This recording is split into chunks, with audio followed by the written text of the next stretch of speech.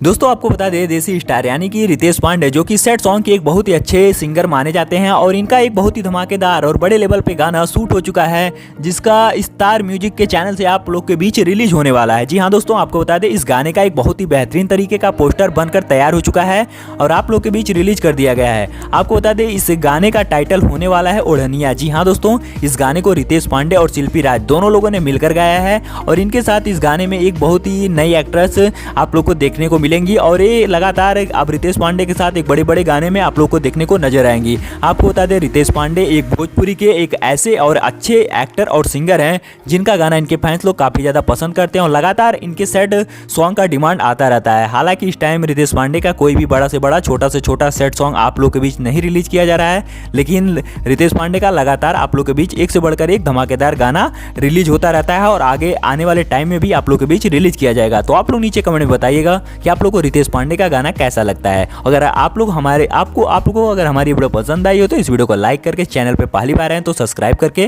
Bell notification call पे set कर लीजिएगा। इससे भोजपुरी रिलेटेड कोई भी खबर हो तो सबसे पहले आप तक जरूर पहुंचे। तो हमारी वीडियो देखने के लिए बहुत बहुत धन्यवाद।